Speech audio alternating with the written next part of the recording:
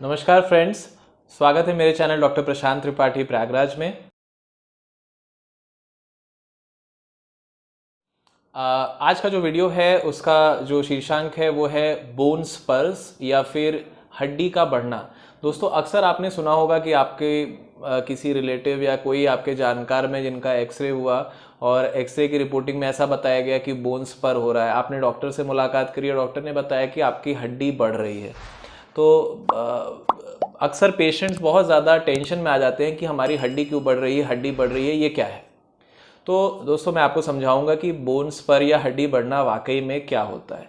Bone spur एक ऐसी condition है जिसमें जहाँ पर भी दो हड्डियों का मिलन होता है अथवा जहाँ पर हमारे शरीर में जॉइंट है, जोड़ है, वहाँ पे असामान्य वृद्धि होती है हड्डियों की। बेसिकली ये एक प्रोटेक्टिव मैकेनिज्म है हमारी बॉडी का। प्रोटेक्टिव मैकेनिज्म कैसे है दोस्तों? बॉडी को ऐसा लगता है कि उस एरिया में क्षति पहुंची है और हमें वहां पर हड्डी बनाना चाहिए जिससे हम उस एरिया को प्रोटेक्ट कर सके, उस एरिया का दर्द, दिक्कत, परेशानी को हम कम कर सकें। तो दोस्तों, जो हड्डी बढ़ती है उसके क्या क्या कारण हो सकते हैं? तो इसमें जो सर्वप्रथम कारण है, पहला कारण है वो है ट्रॉमा।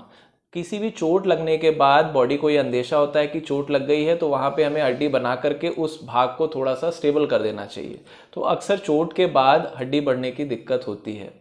दूसरे कारण जो हैं वो है एजिंग, मतलब जैसे जैसे हम उम्र दराज होते हैं, हमारी एज बढ़ती है, तो उस भाग का घिसारा या आर्थराइटिस होने के हिसाब से एड़ी मतलब वहाँ पर हड्डी बढ़ जाती है। और कारणों में कुछ न्यूट्रिशनल डेफिशिएंसी, विटामिन्स और कैल्शियम की कमी से भी ये हो सकता है। इसके अलावा ओबेसिटी, मोटापे में भी ये देखा जाता है। तो दोस्तों, हड्डी बढ़ने से हमें क्या दिक्कतें हो सकती हैं? मैं ये बताना चाहूँगा कि लगभग मेजॉरिटी ऑफ द केसेस में हड्डी बढ़ने से पेशेंट एसिम्प्टोमेटिक रहता है, उसे कोई दिक्कत अक्सर नहीं होती है।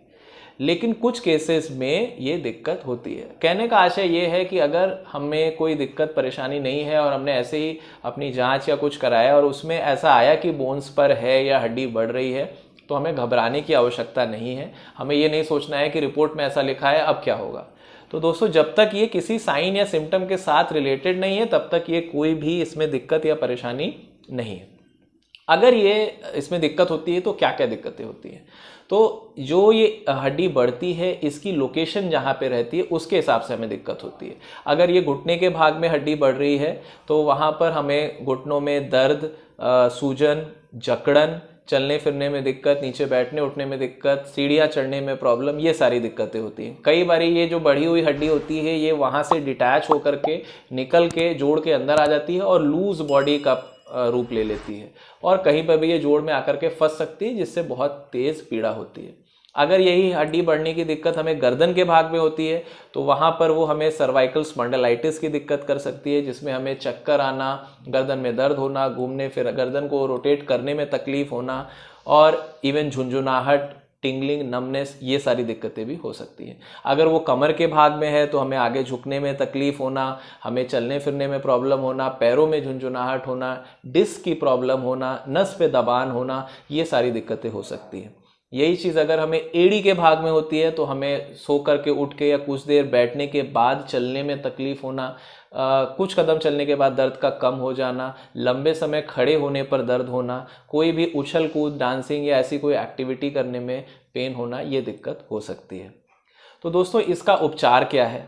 अगर हमें हड्डी बढ़ने की दिक्कत है और ये किसी भी साइन सिम्टम के साथ एसोसिएटेड नहीं है, हमें कोई तकलीफ नहीं हो रही है, तो हमें इसमें कुछ भी करने की आवश्यकता नहीं है दोस्तों। बस हमें अपना डाइटरी इंटेक प्रॉपर रखना है, कोई न्यूट्रिशनल डेफिशिएंसी हमें नहीं होनी चाहिए।